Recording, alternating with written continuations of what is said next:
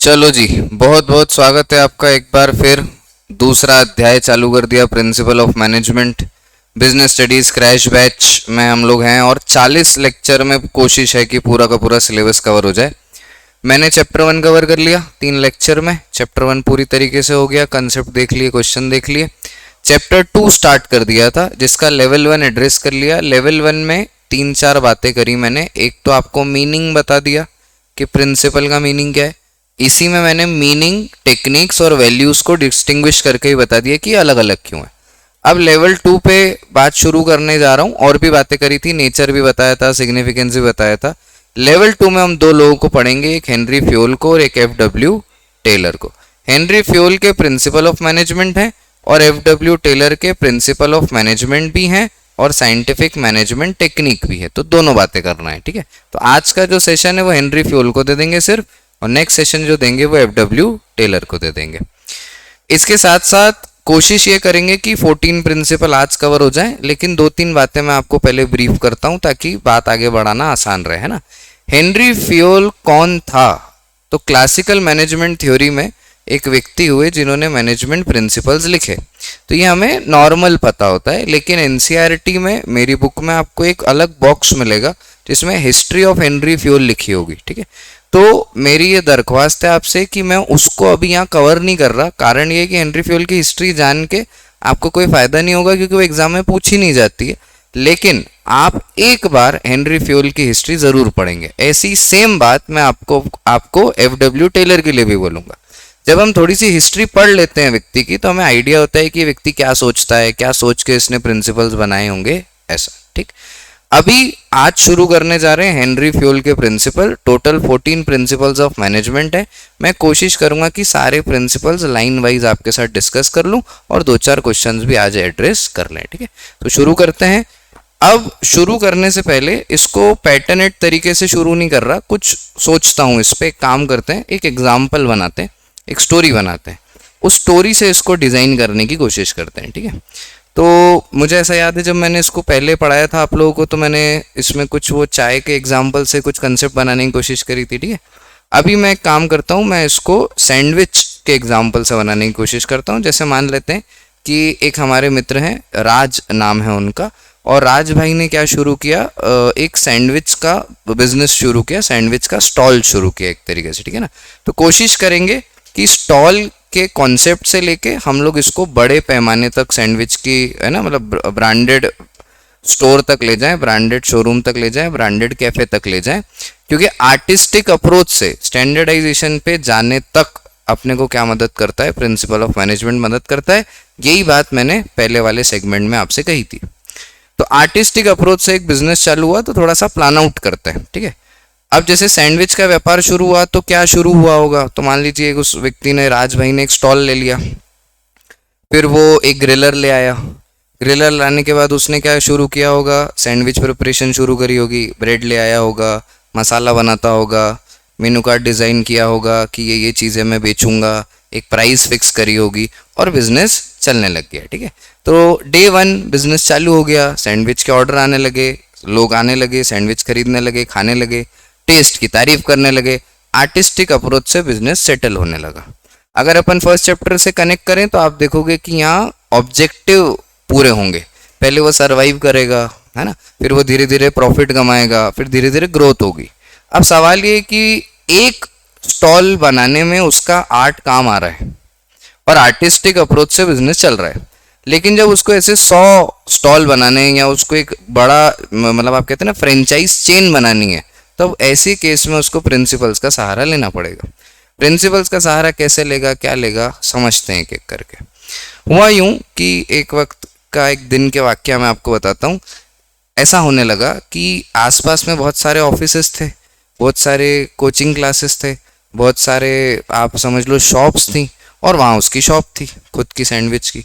होता यूँ था कि उसके पास आओ, फिर सैंडविच लो, फिर वहाँ खाओ, तो इट विल टेक ऐसा 10 to 15 मिनट्स, 20 मिनट्स का ब्लॉक पीरियड। तो उसने एक तरीका लगाया कि भैया आप मेरे को फ़ोन कर दिया करो तो मैं सैंडविच बना के आपको देने आ जाऊँगा। तो जैसे होता है ना, आपने देखा होगा जेठालाल दुकान में बबीता जी आती हैं तो उनको बोलता है कि जाओ बागा, इनके लिए कुछ खाने को लेके आओ, या फोन कर देता है कि ये चीजें भिजवा दो, तो उसी पैटर्न में। तो बहुत सारे शॉपकीपर, बहुत सारे कोचिंग सेंटर्स, जो ऑफिसेस थे, वो फोन कर देते थे राज भाई को कि राज भाई आप है ना सैंडविच भिजवा दीजिए। तो राज भाई अब क्या करते थे, सैंडविच बनाते थे, सैंडविच पैक करते थे, दुकान का शटर गिराते थे, फिर भागे भागे कहाँ जाते थे, ऑफिस जाते थे, ऑफिस में सैंडविच देते थे, सैंडविच सर्व करके दे के वापस आते थे, फिर वापस दुकान खोलते थे, फिर जो दुकान के कस्टमर होते थे उनको हैंडल करते थे। फिर मान लो एक बार और ऐसा हो गया, कोई आ गया, किसी का फोन आ गया, फिर दुकान बंद करी, फिर भागे। तो बहुत कियोस क्रिएट होने लगा, ठीक है ना।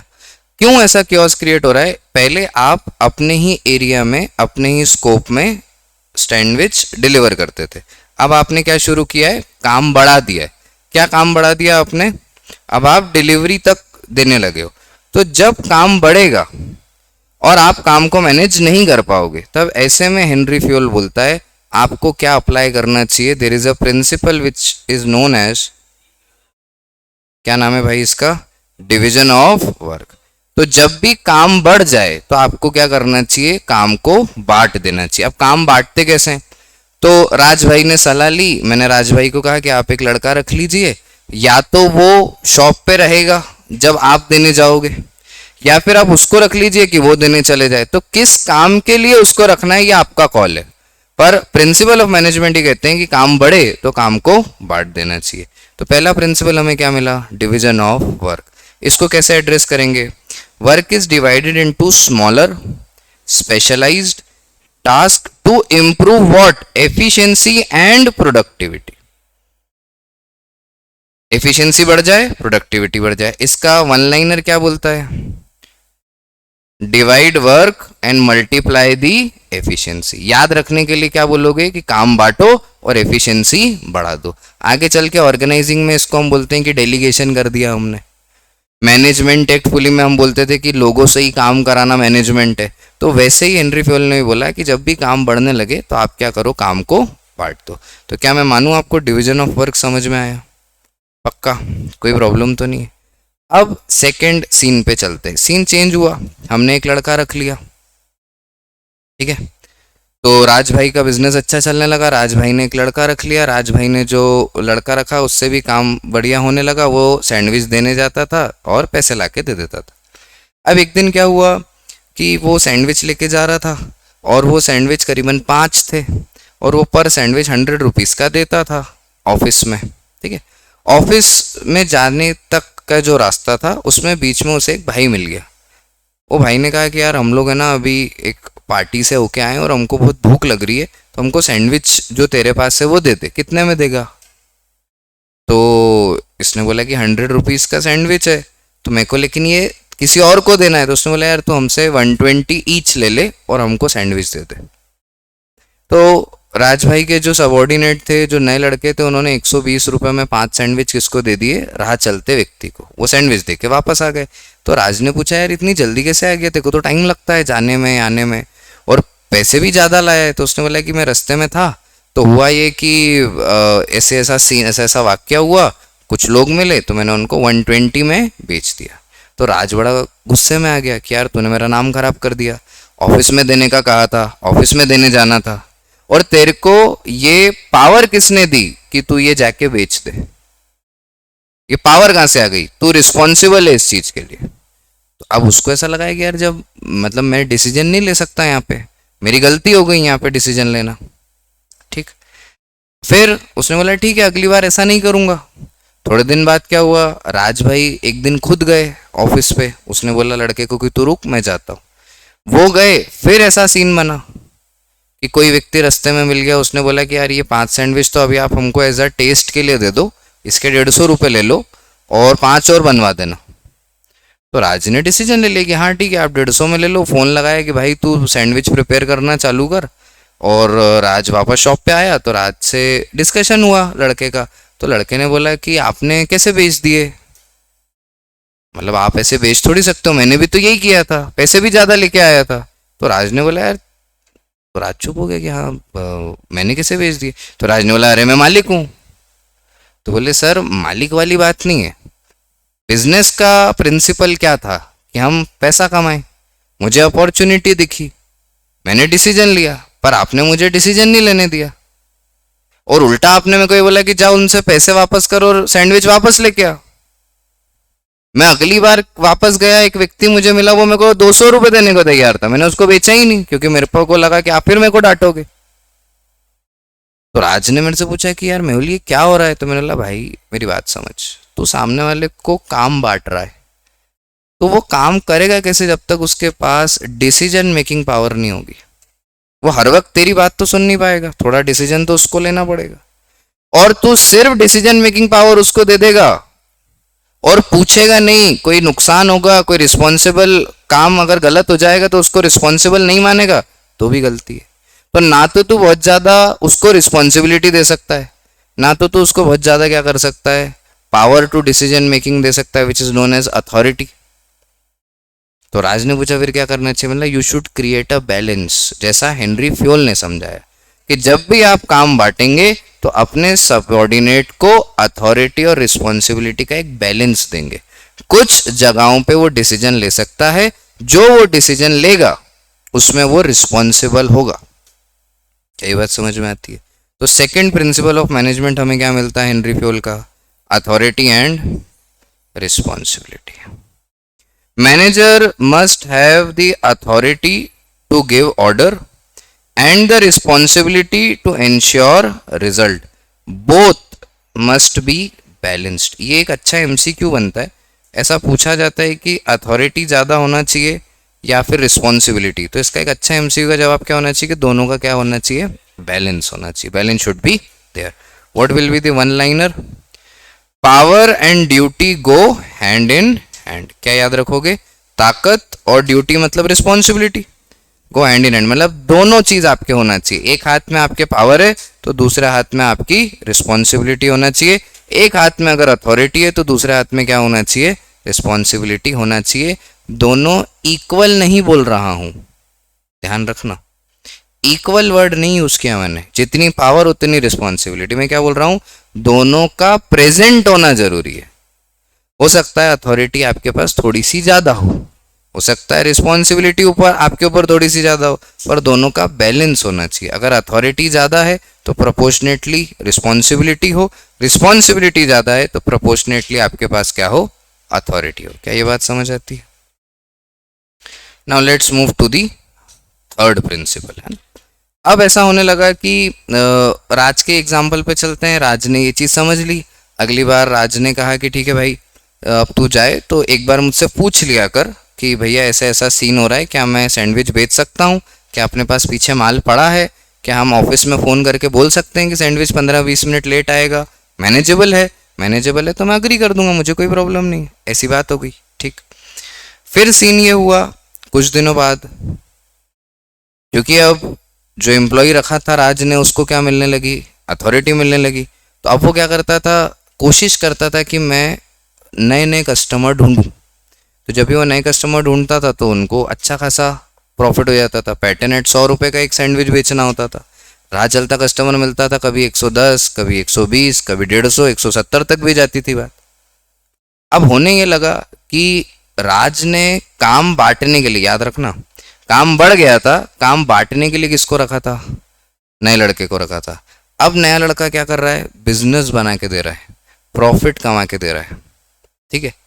एक दिन ऐसे ही बैठे बैठे नए लड़के ने ये सोचा कि यार मैं अपने राज के लिए कितना ही पैसा कमा के ले आऊं एक्स्ट्रा, राज मेरे को तो उतनी सैलरी देता है।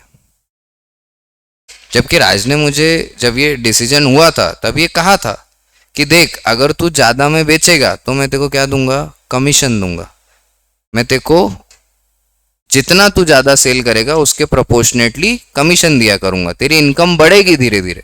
मेरा मुझे 3-4 महीने हो गए, 6 महीने हो गए मेरी इनकम में ऐसे बढ़ते हुए तो मैंने कुछ पाया नहीं अभी तक, है ना। तो ये बात उनके लड़के ने हमसे करी, तो मैंने राज को समझाया कि बेटा Raj, there is one more principle given by Henry Fayol which is known as discipline. और डिसिप्लिन की खास बात क्या है, कई सारे लोग सोचते हैं डिसिप्लिन का मतलब होता है टाइम से आना, टाइम से जाना, सुबह उठना, 9 बजे का टाइम है तो जॉब पे 9 बजे आ जाना। हेनरी फ्योल ये नहीं सोच रहा है, हेनरी फ्योल के सोचने के तरीके को समझना। हेनरी फ्योल बोलता है employ must follow rules and agreement.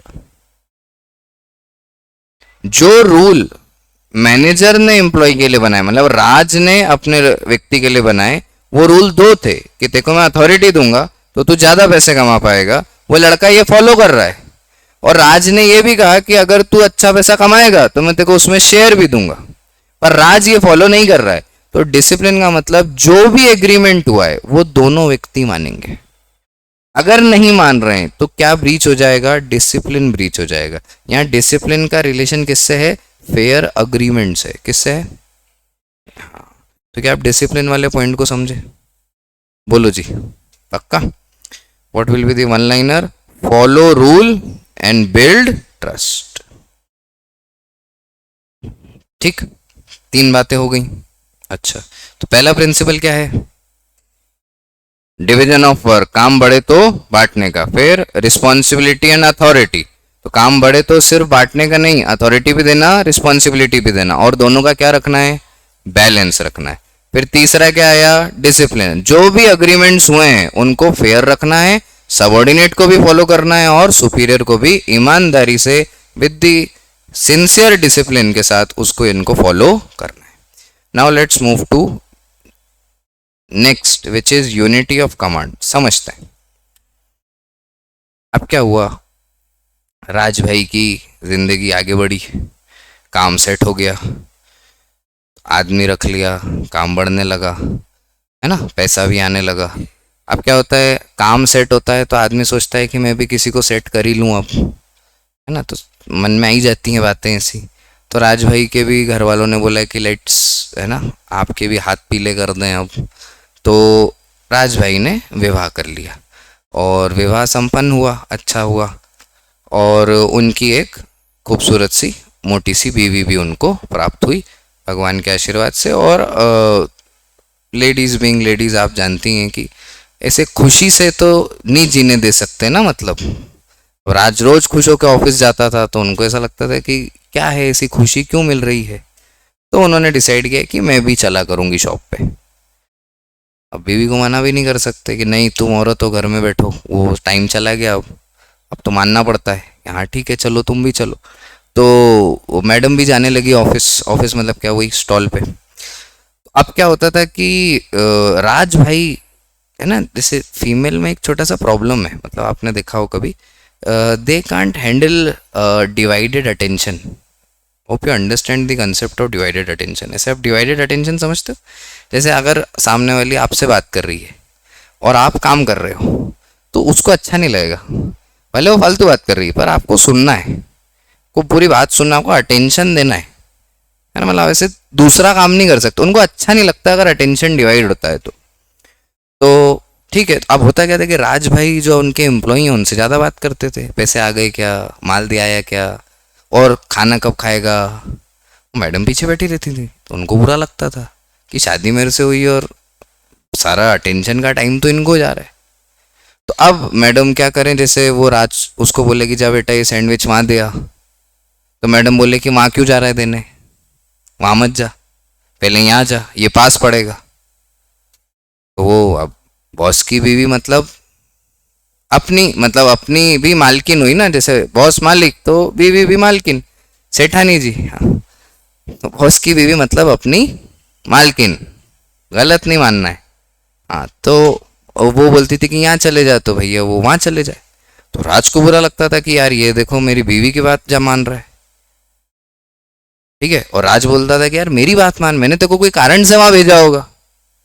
तो एक दिन लड़के को गुस्सा आया, उसने दोनों मियाँ बीवी का हाथ पकड़ा, दोनों को सामने बैठाया, उसने पूछा कि तुम दोनों मेरे से चाहते क्या हो, मैं किसकी मानूं?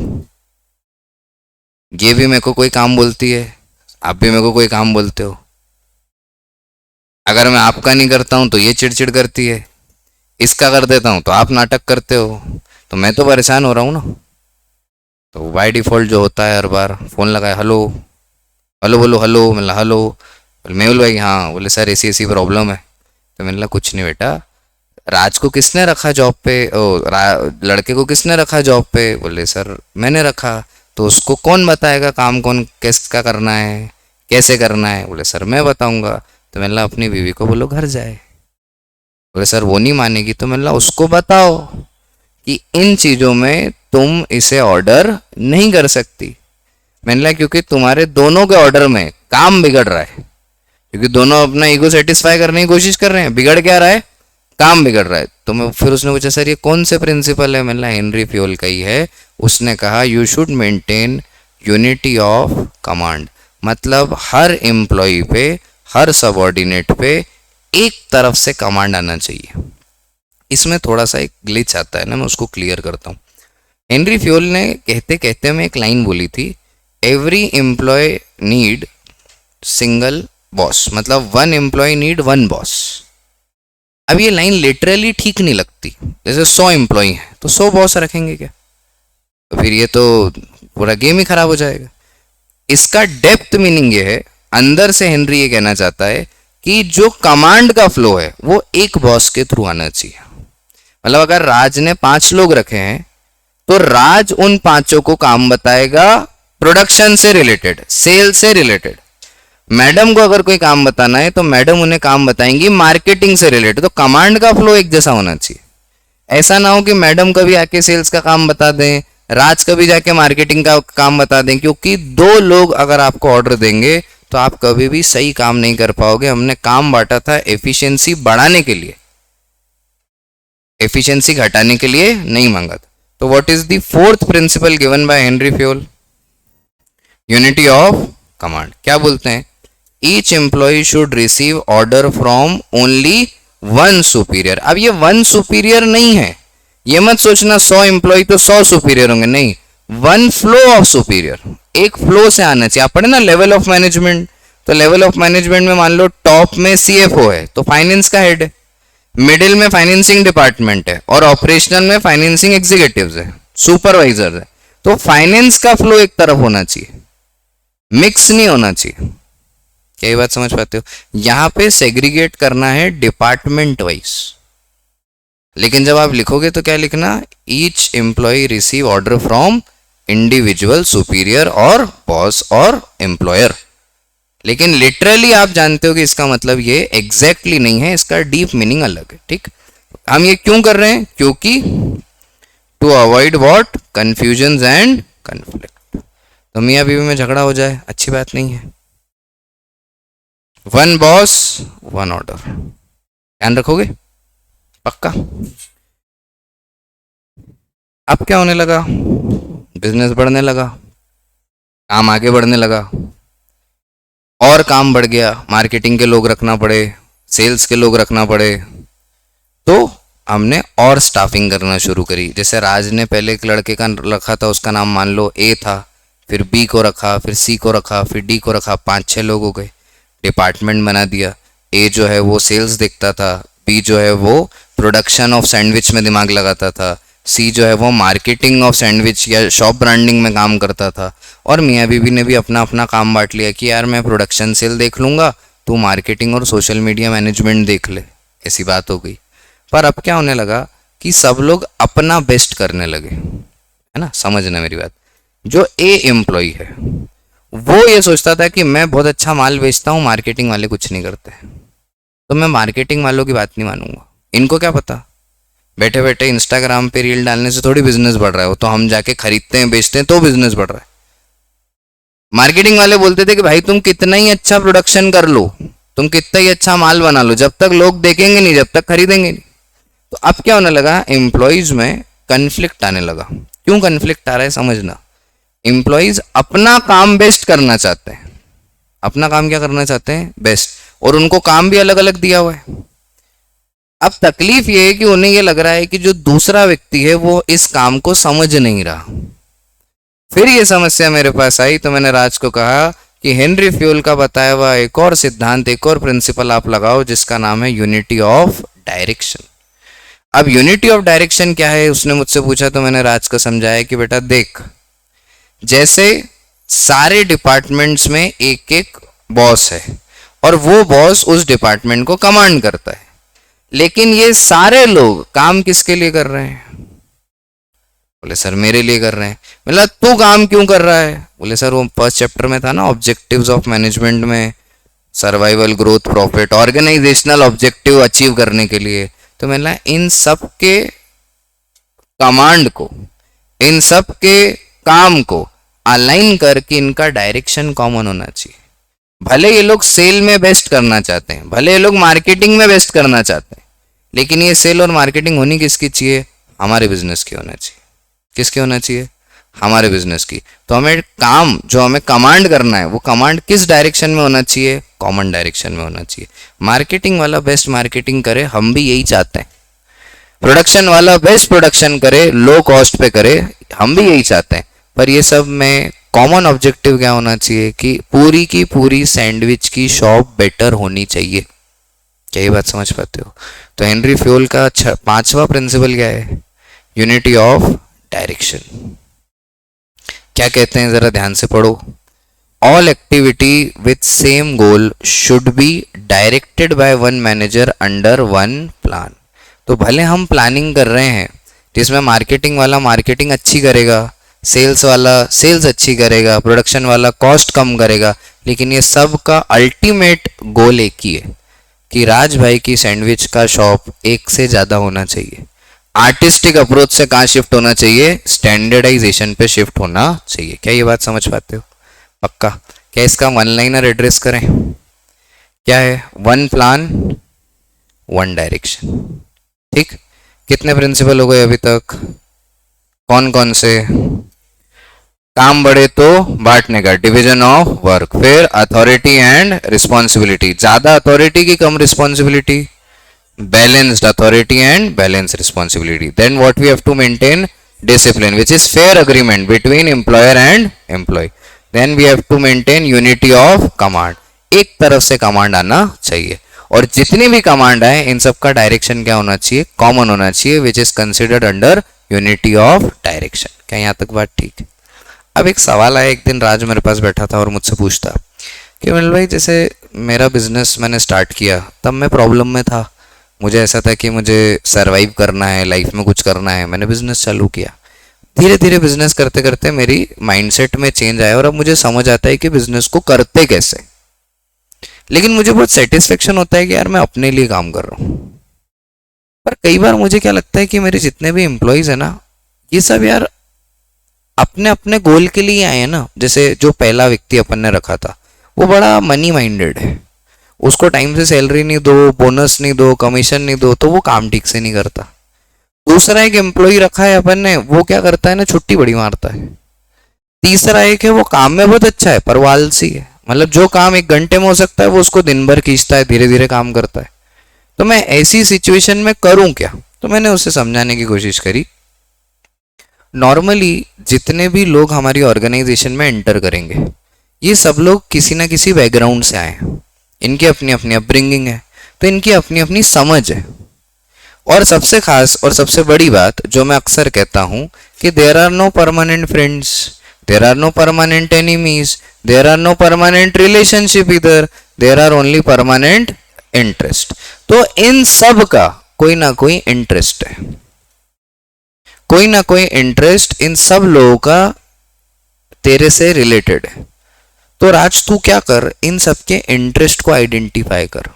जैसे तू कह रहा है एक आदमी मनी माइंडेड है, तो उसको ऐसे काम में लगा कि वो ज्यादा से ज्यादा पैसा बना पाए, तो वो ज्यादा पैसा बनाएगा तो तेरे साथ काम करता रहेगा।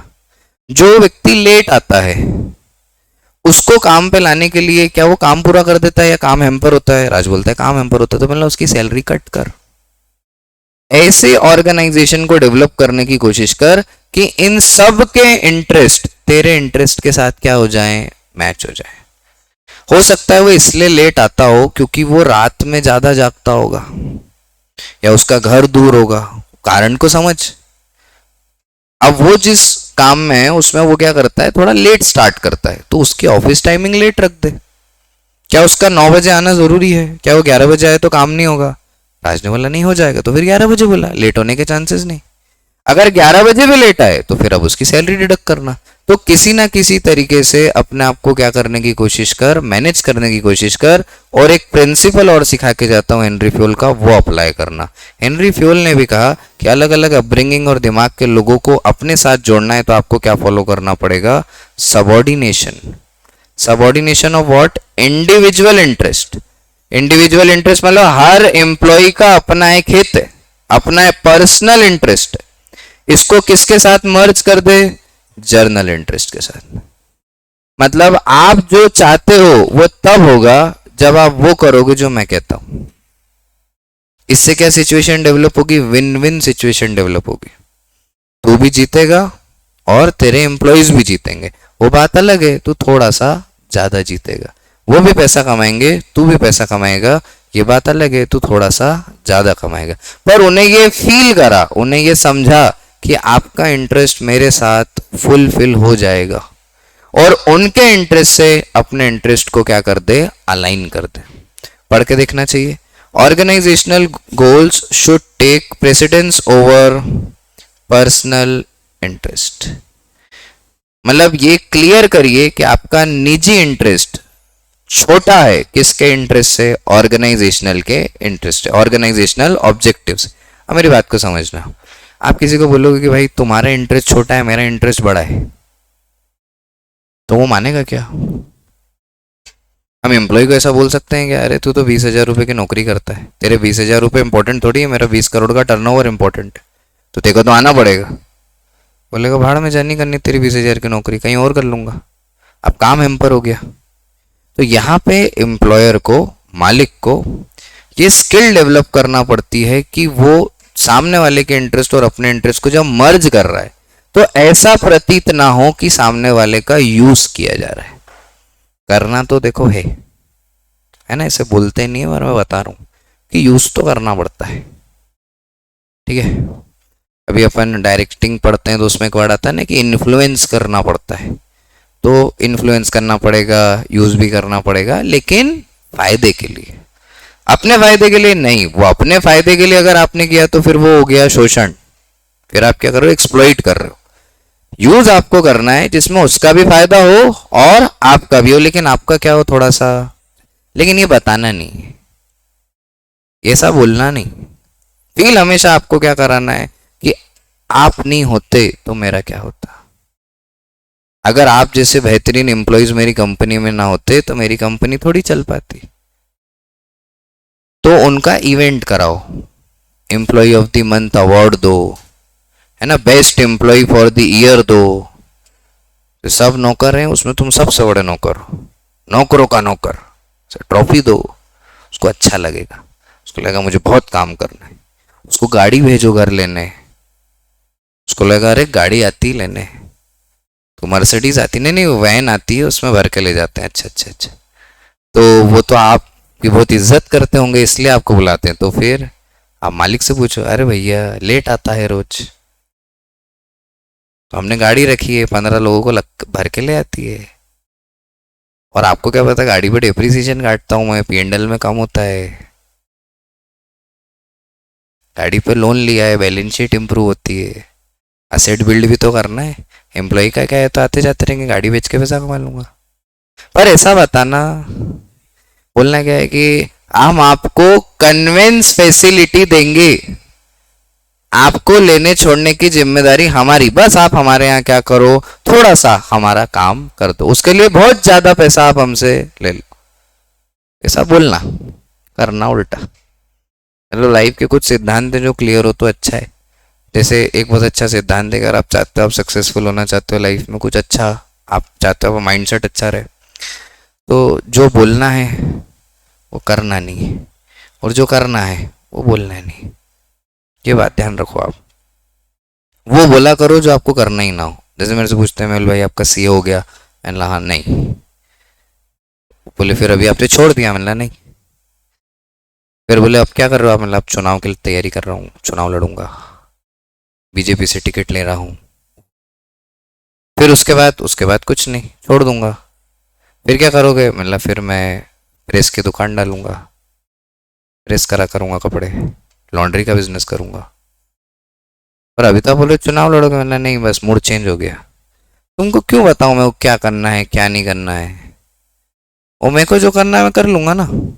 तो ध्यान क्या रखना है कि कुछ बताना नहीं। आप भी बहुत सीरियस मत होना लाइफ में, है ना।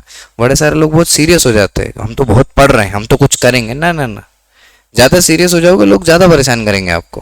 तो आप चिल रहा करो, लोगों का समय खराब करो, तो घर जाके पढ़ लो। हमारे स्कूल में एक लड़का था, वो ऐसे ही करता था, हमारे दोस्तों को मस्ती मजाक में लगाए रखता था, वो बेचारे फेल हो जाते थे, वो घर जाके पढ़ लेता था। उससे पूछते थे तू करता क्या, बोले मैं स्कूल आता ही चिल करने हूँ। कोचिंग तो पढ़ाई पढ़ाई तो कोचिंग में हो ही जाती है। पर ऐसा मेरे साथ मत करना है ना, तुम लोग पर्सनल ले लेते हो मेरी बातों को कि अब तेरे साथ ही ऐसा करेंगे, तेरे कोई झूठ बोल देंगे, नहीं ऐसा, मैं दुनिया की बात कर रहा हूँ, हम तो अपने हैं ना। हाँ चलो ठीक है, अपने से थोड़ा डर ही लगता है पर ठीक है, चला लेंगे हम तो। Hope I am clear with the subordination of individual interest to general interest. अच्छा, फिर अब थोड़ा सा ना स्टोरी में चेंज करते हैं, ठीक है। अब एक स्टोरी का सेगमेंट क्या है, राज भाई की कहानी, राज एंड सैंडविच। तो राज भाई की जो कहानी थी ये 6 प्रिंसिपल पे चलती है। मैं राज की कहानी से चाहता हूं क्या मुझे 6 प्रिंसिपल के नाम बता दो। राज ने काम बांटा, डिवीजन ऑफ वर्क, जिसको बांटा अथॉरिटी रिस्पॉन्सिबिलिटी दी, फिर डिसिप्लिन मेंटेन करा, यूनिटी ऑफ कमांड लाया, यूनिटी ऑफ डायरेक्शन दिया, then he realise subordination of general interest into subordination of individual interest into general. अब स्टोरी लाइन में थोड़ा सा चेंज करते हैं, ठीक है। अब हेनरी फ्योल ये कहता है कि जिन भी एम्प्लॉयज को आपने रखा है इनको आपको क्या देना चाहिए, फेयर रेम्यूनरेशन देना चाहिए। अब बिजनेस थोड़ा सा बढ़ गया है ना, तो रेम्यूनरेशन कैसा देना चाहिए, फेयर। तो time to time salary, time to time bonus, time to time leave, time to time perquisites. Remuneration का मतलब सिर्फ फाइनेंशियल चीजें नहीं होती, फाइनेंशियल इंसेंटिव और नॉन फाइनेंशियल इंसेंटिव दोनों देना है आपको, पैसा भी देना है और कुछ छोटी मोटी चीजें भी देना है। जैसे मैंने दिया, गाड़ी का एग्जांपल दे दिया, यानी एक एचआरए का कंसेप्ट होता है, हाउस रेंट अलाउंस, तो घर दे देते हैं कभी कभी, आपने सुना होगा, वैसी बात है। तो what is the next principle, which is remuneration of employ. अब रेम्यूनरेशन कैसा होना चाहिए, तो fair and just compensation should be given to motivate employees and ensure their satisfaction. मतलब ऐसा नहीं लगना चाहिए उन्हें कि जितना उन्होंने काम किया उससे कम पैसा उनको मिला। क्या ये बात समझ पाए? What will be the one liner, fair pay happy stay, और ऊपर वाले का क्या था, company first self later. Fair pay happy stay, अच्छा पैसा दो खुश रहो, आगे बढ़ सकते हैं पक्का। अब एक प्रिंसिपल आता है, सेंट्रलाइजेशन एंड डिसेंट्रलाइजेशन, है ना। अब मैं देखो, आपको याद होगा जब मैं इसको डिटेल में बताता हूँ तब मैं इस पर एक स्टोरी सुनाता हूँ, फिर उस स्टोरी से इसको आगे लेके जाता हूँ। पर क्या है, अभी अपन रिवाइज कर रहे हैं ना, तो मैं ज़्यादा डिटेल्ड स्टोरीज में नहीं जाना चाहता, मैं सेंट्रलाइजेशन और डिसेंट्रलाइजेशन को थोड़ा बेसिक रख देता हूँ। सेंट्रलाइजेशन मीन्स व्हाट, जिसमें डिसीजन मेकिंग पावर एक व्यक्ति के पास होगी। डिसेंट्रलाइजेशन मीन्स व्हाट, जिसमें डिसीजन मेकिंग पावर स्प्लिट हो जाएगी। तो just imagine levels of management, how many levels of management are there, top, middle, operational. अगर सारी पावर टॉप पे है तो सेंट्रलाइजेशन, अगर पावर स्प्लिट हो रही है, अथॉरिटी नीचे आ रही है, तो डिसेंट्रलाइजेशन। ठीक, ये कहां काम करेगा, जैसे राज भाई की जो शॉप थी उसमें राज भाई is the only decision making authority, तो ये सेंट्रलाइज्ड अप्रोच हो गई। अब राज भाई की 100 दुकान है, हर दुकान पे एक मैनेजर है, तो हर मैनेजर अपने हिसाब से वो दुकान को मैनेज करेगा। तो अब राज भाई ने क्या कर दिया, डिसेंट्रलाइजेशन अप्लाई कर दिया। क्या ये बात समझ पाए पक्का? थोड़ा सा डिटेल में समझना। सेंट्रलाइजेशन में जैसे मेरे पास अथॉरिटी है और आप सब मान लीजिए मेरे एम्प्लॉइज हैं, तो आपकी और मेरी कम्युनिकेशन स्लो है कि फास्ट है? मैं आपको बोलूंगा ये काम कर देना, आप बोलोगे हाँ कर देना, आपको कोई कंफ्यूजन होगा मेरे से आके डायरेक्ट बात कर लोगे। तो हमारी जो कम्युनिकेशन स्पेस है वो कैसी है, क्विक है। हम कैसा कम्युनिकेशन करते हैं, क्विक। डिसीजन मेकिंग कैसी है, क्विक। मुझे किससे सलाह तो लेना नहीं है, मेरे को लगता है ये अपॉर्चुनिटी सही है तो मैं फटाफट हाँ बोलूंगा, काम कर लूंगा। मुझे लगता है नहीं करना है, मना कर दूंगा। But when we create decentralised organisation, तो अगर राज भाई ने डिसेंट्रलाइज्ड ऑर्गेनाइजेशन बना दी और 10 शॉप्स हैं, तो अगर वो नया प्रोडक्ट लाना चाहते हैं तो उनको 10 शॉप मैनेजर से बात करना पड़ेगी। तो डिसीजन मेकिंग स्पीड डिसेंट्रलाइजेशन के कंसेप्ट में तेज है कि स्लो? स्लो हो गई, डिले हो गई। क्यों डिले हो गई? क्योंकि अब यहाँ पे नंबर ऑफ लोग ज्यादा हैं, सबके पास पावर है, तो अब ये लेवल ऑफ मैनेजमेंट थोड़ा सा ऐसा दिखेगा। देखो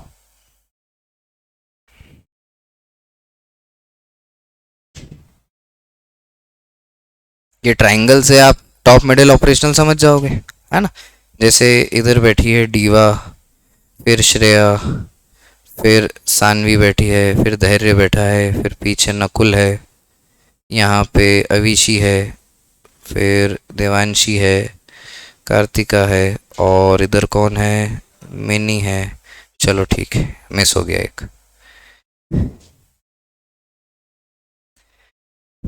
तो मान लेते हैं ऑर्गेनाइजेशन ऐसी है, तो जो ऊपर है वो टॉप लेवल पे है, जो नीचे है वो ऑपरेशनल लेवल पे है, जो बीच में है वो मिडिल लेवल पे है।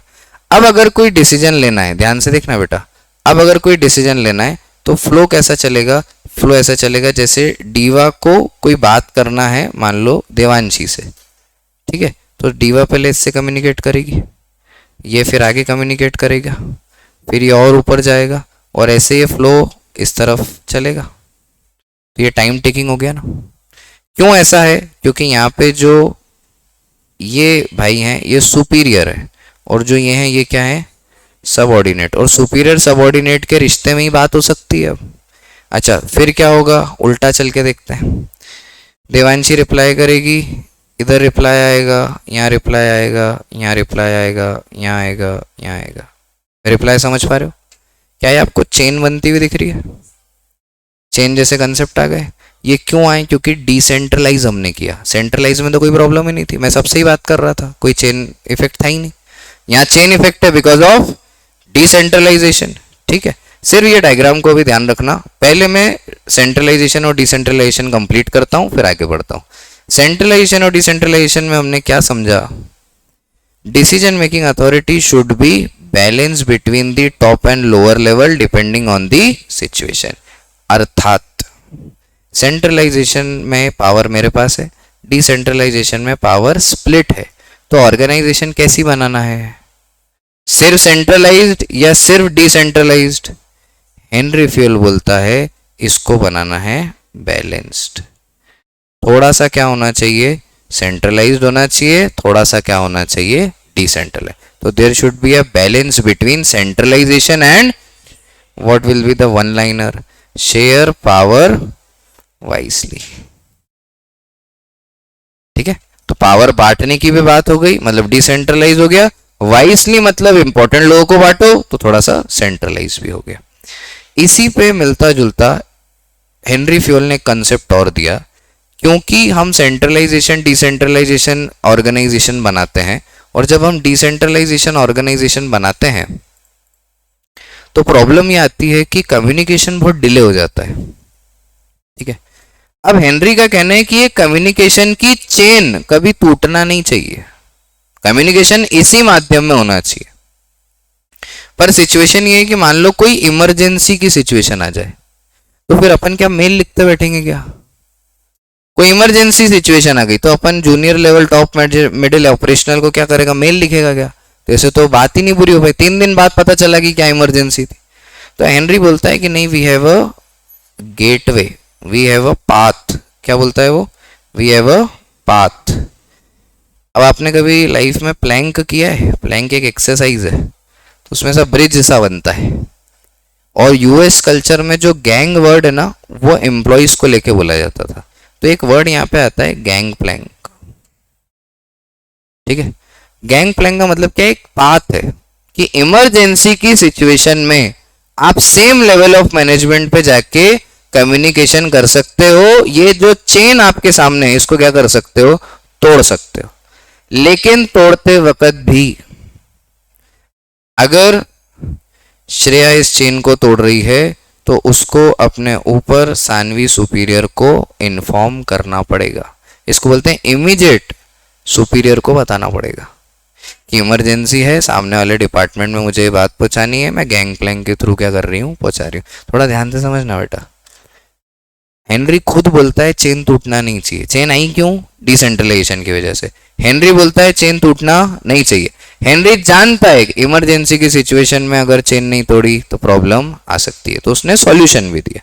इस प्रिंसिपल का नाम है गैंग स्केलर चेन। क्या नाम है इसका? जब भी स्केलर चेन आए तो जो डायग्राम मैंने बनाया वो डायग्राम आपको बाय डिफॉल्ट बनाना है, इसको बनाए बिना आना मत। ABCD लिखा हुआ मिलता है किताबों में, ABCD मतलब एम्प्लॉइज, जैसे मैंने आपका नाम लिख दिया ना, बस वैसे ही। A clear line of authority from top management to the lowest level should be maintained for communication. Follow the chain, but use gangplank when needed. तो गैंगप्लैंक कब यूज करना है? इमरजेंसी की सिचुएशन में. कब यूज करना है बेटा?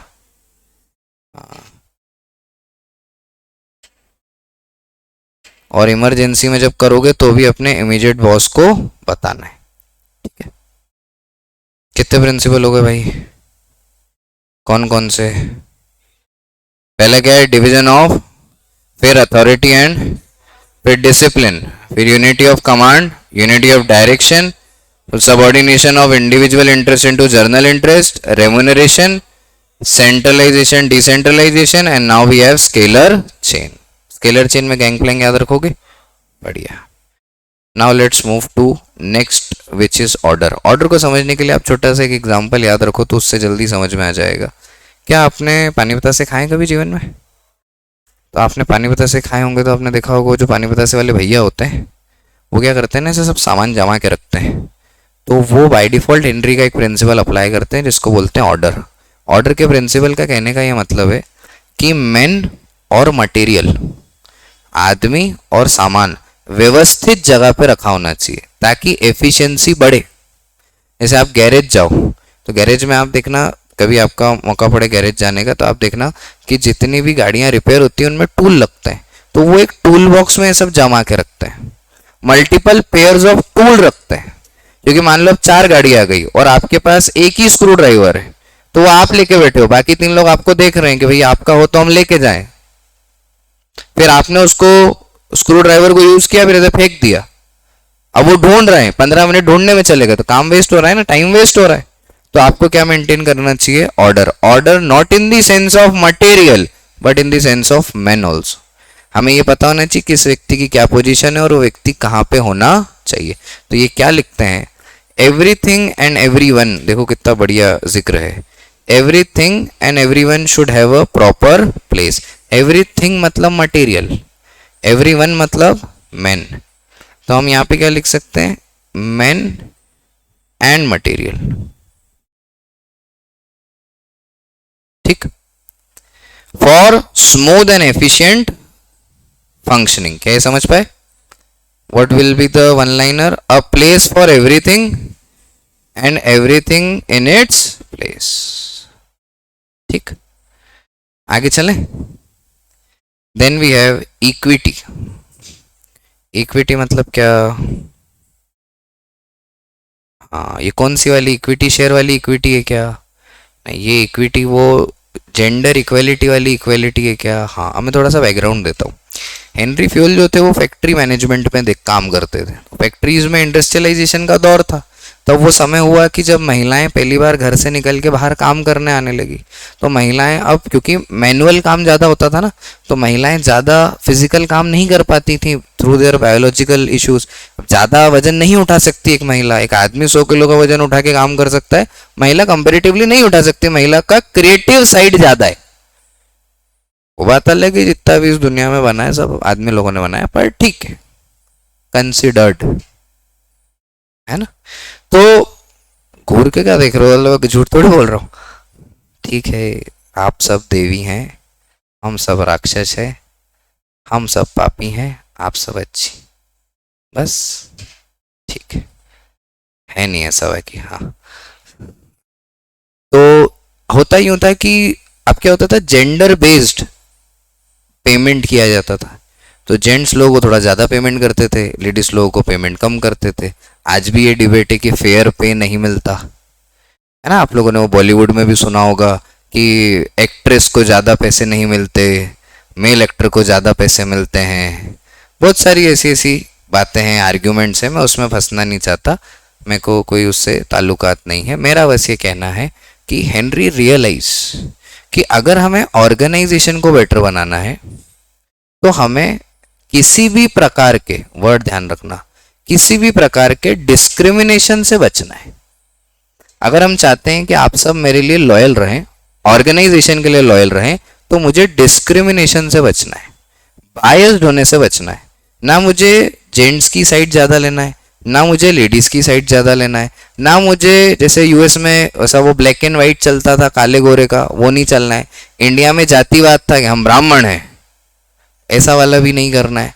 आपको ये ध्यान रखना है we are part of organisation, है ना। इसीलिए देखोगे आपकी बड़ी बड़ी इंडस्ट्रीज यूनिफॉर्म्स देती हैं। स्कूल में आपको यूनिफॉर्म में क्यों रखा, ताकि आप, जैसे हमारी यूनिफॉर्म थी तो यूनिफॉर्म पहन लेते थे ना हम, तो हमको बोला जाता था कि now you are a representative of Kendriya Vidyalaya, केवी के रिप्रेजेंटेटिव, आप ऐसे ही थोड़ी कुछ कर सकते हो। अब हम थोड़ी पंजाबी हिंदू ये सब थे, अब तो हम केवी वाले हैं। हमारे मन में कभी वो भाव ही नहीं आया। क्यों नहीं आया? क्योंकि उस समय हमें क्या सिखाया जा रहा था, वी ऑल आर इक्वल। हमें क्या रखना है, इक्विटी मेंटेन करना है। नाउ इमेजिन राज भाई की ऑर्गेनाइजेशन में अगर इक्विटी ना हो, कुछ एम्प्लॉयज को वो ज्यादा फेवर करता है, कुछ एम्प्लॉयज को फेवर नहीं करता, ठीक है, कुछ एम्प्लॉयज से ज्यादा काम कराता है, कुछ एम्प्लॉयज से नहीं कराता, तो ऐसी सिचुएशन में फिर क्या होगा, काम सही हो पाएगा क्या? तो अब थोड़ा सा हेनरी ने किस पे जोर डाला, डिस्क्रिमिनेशन को हटाया।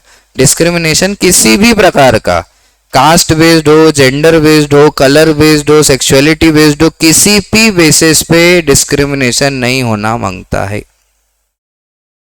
बोलते तो ऐसा है, देखो होता क्या है वो मेरे को नहीं पता, पर बोलना तो यही कि डिस्क्रिमिनेशन होना चाहिए, नहीं होना चाहिए। कभी कभी अच्छा लगता है पर ठीक है। तो equity represent what, manager should be fair, kind, just to employees to maintain loyalty and motivation. One liner क्या मिलेगा दोस्त, बी फेयर विन केयर। ठीक, कितने प्रिंसिपल हो गए, 11। थोड़ा सा आगे बढ़े। हाँ, next principle we have stability of personnel. अब सिचुएशन को थोड़ा सा समझना बेटा, स्टेबिलिटी ऑफ पर्सनल को थोड़ा सा समझना है। यहाँ पे क्या होता है, जब हमने काम बांटा था, डिवीजन ऑफ वर्क, तो अथॉरिटी और रिस्पॉन्सिबिलिटी भी दी थी, ठीक, फिर हमने यूनिटी ऑफ कमांड भी सिखाया था, ये सब बातें भी हुई थी। अब क्या सिचुएशन आती है कि एकदम से एम्प्लॉय, एक दिन में एम्प्लॉय एफिशिएंट नहीं बन जाएगा। वो पहले थोड़ा इफेक्टिव होगा, धीरे धीरे काम सीखेगा, फिर धीरे धीरे आगे बढ़ेगा, ऐसे होगा ना। तो आपको उसको स्टेबल होने का टाइम देना है। क्या देना है, जल्दी नहीं करना है कि अरे यार ये तो काम ही नहीं कर रहा है, इसको 3 महीने हो गए, इसको जॉब से निकाल दो, ऐसा नहीं होता है।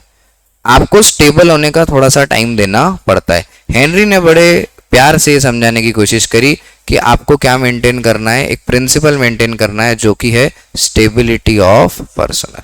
आइए पढ़ के देखते हैं। Employ should be given job security and time to settle and perform well. क्या ये बात क्लियर होती है? वन लाइनर क्या है, stable staff strong organisation. Stable staff बनाने के लिए आपको क्या देना पड़ेगा, टाइम। और मैं तो पता है क्या बोलता हूँ, चांस भी देना पड़ता है। यार एक बार आपने चांस दिया, गलत परफॉर्म कर दिया, तो इम्प्रूवमेंट के लिए दूसरा चांस तो देना पड़ेगा ना। ऐसा थोड़ी बोल सकते हो एक बार जो हो गया वो फाइनल है ना। समझ पा रहे हो ना? मतलब मैं ऐसा बोलता हूँ कि मैंने एक बार बोल दिया तो बात खत्म हो गई, पर ऑर्गेनाइजेशन में ऐसा नहीं चलता। आपको मौका देना पड़ता है ना। कुछ मौके दे देना चाहिए, कुछ जगहों पे मौके देने नहीं पड़ते हैं, कुछ जगहों पे मौका नहीं दो तो अच्छा है, कुछ जगहों मौके दे देना चाहिए, है ना। तो you should be clear about it. पर ऑर्गेनाइजेशन में एम्प्लॉय को मौके दो, पर इतने भी मत दे दो कि फिर वो सर पे ही चढ़ जाए। तो थोड़ा सा इस चीज़ का ध्यान रखना। Now we are at the closure, we have 2। अब ये जो प्रिंसिपल है ये थोड़ा सा लड़कों को जल्दी समझ में आ जाता है ना। वो शब्द ही इतना प्यारा है, लड़के यूं ही समझ जाते हैं। तो प्रिंसिपल का नाम है इनिशिएटिव। जैसे हमारे एक बहुत अच्छे मित्र हैं नकुल भाई, तो वो ये शब्द बहुत अच्छे से समझते हैं कि क्या लेना है लाइफ में, इनिशिएटिव। पहल कैसे करना है, खुद करना है। बात किससे करना, बात नहीं, सॉरी इधर नहीं जाना। इनिशिएटिव का सेंस क्या है समझना। बहुत सारे एम्प्लॉइज हैं, सबको काम करना है, मैं सबको ऑर्डर दूंगा, सब काम करेंगे। लेकिन अगर ऐसा हो कि एम्प्लॉय खुद बोले कि ये काम मैं करना चाहता हूं, तो मालिक तो खुश हो जाएगा कि अरे वाह आप कर दीजिए। तो एम्प्लॉयज को मोटिवेटेड रखने का काम एम्प्लॉयर का है, ताकि एम्प्लॉयज इनिशिएटिव लें। इनिशिएटिव लेंगे जब वो पहल करेंगे, जब वो खुद काम करना चाहेंगे तो काम अक्सर एफिशिएंट और बेटर ही होगा। तो हेनरी क्या बोलते हैं, अपनी ऑर्गेनाइजेशन में एक ऐसा एटमॉस्फेयर बनाओ कि आपके एम्प्लॉयज इनिशिएटिव लें काम करने का। जैसे आप कभी एमबीए वगैरह करने जाओगे ना, मतलब नहीं जाओ तो अच्छा है, पर कभी जाने का पड़ जाए काम, तो वो आपको बोलेंगे कि ये एक ग्रुप टास्क है, कौन इसमें लीडर बनेगा, तो आप हाथ खड़ा करो कि मैं बनूंगा। तो आप लीडर बनने का इनिशिएटिव लोगे तो बनोगे, आप इधर उधर देखोगे कि तू बन रहा है, देखो बन रहा है, फिर बैठे रहोगे। इनिशिएटिव अच्छा है, लड़के जब बेहतर समझते हैं इनिशिएटिव लेते रहना चाहिए। कभी कभी बॉल लग जाती है बैट से, कभी कभी डॉट हो जाती है, पर आगे बढ़ के खेलेंगे नहीं तो जीतेंगे कैसे। तो डालो, कांटा डालो, कभी ना कभी तो आपके हाथ में मछली आई जाएगी। तो फिशिंग करने के लिए भी क्या करना है, इनिशिएटिव लेना है। आप समझ रहे हैं मैं आपको क्या समझाना चाह रहा हूँ, क्यों नार साहब? Employ should be encourage to think independently and take initiative and decision making. What will be the one liner? Encourage ideas and inspire action. चलो जी, लास्ट में स्पिरिट ऑफ, जिसका मतलब होता है हारमनी। क्या मतलब होता है इसका? हारमनी, यूनिटी, ये सब मतलब होता है। तो थोड़ा मैं आपको ना एक बात बोलता हूँ, जो हेनरी भाई है ना, उसने जब शुरू किया तो वो उसका टोन बहुत अलग था। वो कैसे बात कर रहा था, काम बांटो, डिसिप्लिन मेंटेन करो, यूनिटी ऑफ कमांड रखो, यूनिटी ऑफ डायरेक्शन रखो, ऐसी बातें कर रहा है। क्या कहना चाहता है वो चाहता है कि काम बेहतर हो। उसका प्राइमरी फोकस किस पे है कि काम बहुत अच्छे से होना चाहिए भाई साहब, सामान अपनी जगह रख दो, ऑर्डर मेंटेन कर दो, रेमुनरेशन अच्छा दे दो, काम बहुत अच्छा होना चाहिए। देन ही रियलाइज लेटली कि काम तब अच्छा होगा जब एम्प्लॉयज काम करना चाहेंगे। तो इनके और मेरे बीच में एक हार्मोनाइज्ड कंसेप्ट भी होना चाहिए, यूनिटी भी होना चाहिए, ठीक है। तो अगर मेरी और मेरे एम्प्लॉयज के साथ क्या है, हार्मनी है, या एम्प्लॉयज की अपने लेवल पे हार्मनी है, तो ये लोग ऑर्गेनाइजेशन को ऊपर उठा देंगे, ठीक है। Management should promote what? Team work, unity, mutual trust among the employees. What will be the one liner? Team spirit builds success. थोड़ा सोचोगे तो समझ में भी आएगा। मैनेजमेंट जो है वो एक तरीके का टीम स्पोर्ट है ना, तो टीम स्पोर्ट में टीम का एक दूसरे के साथ कंफर्टेबल होना बहुत जरूरी है। वहां पे आप बेस्ट प्लेयर ले आओ वो अलग बात है, पर बेस्ट प्लेयर दूसरे बेस्ट प्लेयर के साथ खेलना ही नहीं चाहता तो फिर काहेगा बेस्ट प्लेयर? सचिन सहवाग की जोड़ी तब तक फेमस है जब तक वो दोनों साथ खेलना चाहते हैं, नहीं तो इंडिविजुअल सचिन भी बहुत फेमस है और इंडिविजुअल सहवाग भी बहुत फेमस है, पर उनकी इंडिविजुअलिटी अलग है। उनकी जो टीम है, जो उनकी ओपनिंग का था ना, ओपनिंग जो कॉम्बिनेशन है, वो तब चलेगा जब दोनों एक दूसरे के साथ खेलेंगे। कभी कभी सचिन बोलेगा कि आज मैं ज्यादा रन बनाऊंगा, तो मेरे को स्ट्राइक रोटेट कर। कभी सहवाग बोलेंगे कि नहीं मैं बनाऊंगा, आप स्ट्राइक रोटेट करो। तो ये जो म्यूचुअल ट्रस्ट है, जब तक ये नहीं होगा तो टीम बेटर स्कोर नहीं बना पाएगी। तो हार्मनी शुड बी देयर। बोलो जी, क्या आपको 14 प्रिंसिपल समझ आए? क्या लाइन से एक बार चेक कर लें। एक छोटा सा सवाल अक्सर बच्चे मेरे से पूछते हैं कि सर ये प्रिंसिपल्स का सीक्वेंस आगे पीछे करके लिख सकते हैं क्या? मैंने तो स्टोरी में सब सुना दी है। जब स्टोरी में सुना दिए तो स्टोरी में याद रख लेना, सीक्वेंस के आगे पीछे करना बुरा लगता है ना। हेनरी को बुरा लगेगा, ऊपर से बैठा बैठा वो देख रहा होगा, आपको अच्छा नहीं लगेगा। तो आप सीक्वेंस में लिख दोगे तो फायदा है। चलो जी, मैं देख नहीं रहा, आप ही से पूछता हूँ। पहला प्रिंसिपल क्या दिया हेनरी ने? Division of work. दूसरा क्या दिया? Authority and responsibility. फिर डिसिप्लिन। फिर यूनिटी ऑफ कमांड। फिर unity of direction. Subordination of individual interest into general interest. Then we have remuneration ना, फिर centralisation, decentralisation, then we have scalar chain, then order, then equity, then stability of personnel, then we have initiative and spirit de. क्या यहाँ तक ठीक? पक्का कोई problem तो नहीं? 4-5 क्वेश्चन देख लें जल्दी से, चलो आप जवाब दे दो जल्दी जल्दी। Identify the principle of management given by Fowle according to which the intent of this principle is to produce more better work with the same effort. पक्का बोलो, डन कर दें? कोई ऑप्शन तो नहीं चाहिए आपको? डिवीजन ऑफ वर्क, ठीक। 26 organisation should have chain of authority and communication that runs top to bottom should be followed by manager and the subordinate.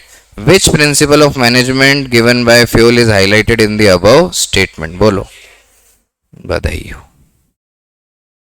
27 fuel's principle of dash emphasizes on kindliness and justice in the behavior of manager towards the worker. Equity.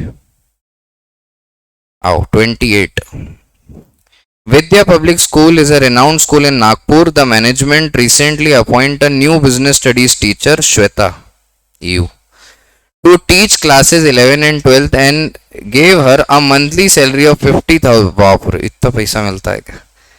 Shweta is not satisfied. Ladies being ladies, 50,000 रुपए महीने में भी satisfaction नहीं है, बताओ।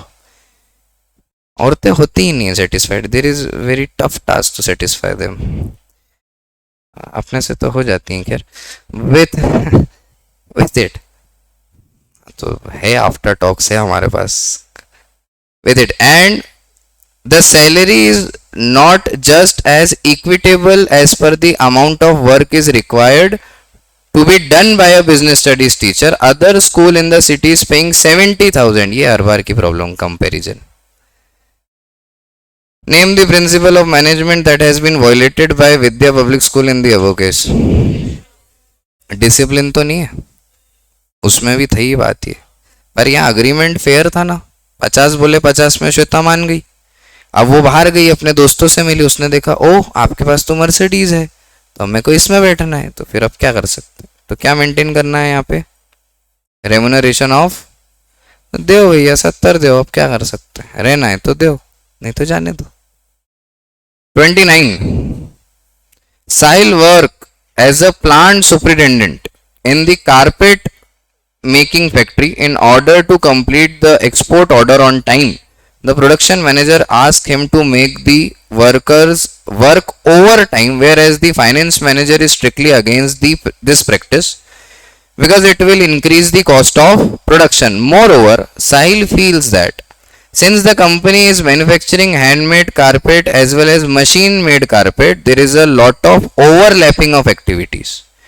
Therefore, there should be two separate divisions for both of them, wherein each division should have its own in charge, plans and execution of resources. In the context of above case, identify and explain the principle of management which has been violated, and also identify the principle of management that Sahil feels should be implemented.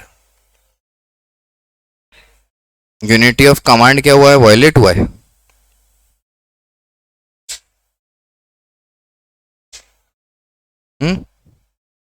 Unity of command violet हुआ ना, chaos हो गया ना, है ना? तो violet first का answer क्या है? Unity of command. आप बोलो तो एक बार और पढ़ूं, ठीक। और सेकंड वाले का क्या है? क्या फॉलो करना चाहिए? डिवीजन ऑफ वर्क करना चाहिए। अब ये जो डिवीजन ऑफ वर्क है ये 2 डिपार्टमेंट बनाने का है, तो ये किसके अंदर आएगा? ये डिसेंट्रलाइजेशन के अंदर आएगा। पर आप डिवीजन ऑफ वर्क लिख दोगे तो भी हो जाएगा आंसर, कोई प्रॉब्लम नहीं। जैसे डिसेंट्रलाइजेशन में डिपार्टमेंट बनते हैं ना, बोलो ना बेटा, यहाँ तक ठीक है? क्या मैं मानूं आपको 14 प्रिंसिपल समझ आ गए, रिवाइज हो गए, याद भी हो गए? ठीक है, एंड करें? चलो, thank you so much. Stay strong, stay hard, don't cheat, and remember, क्या remember? Alone is always awesome.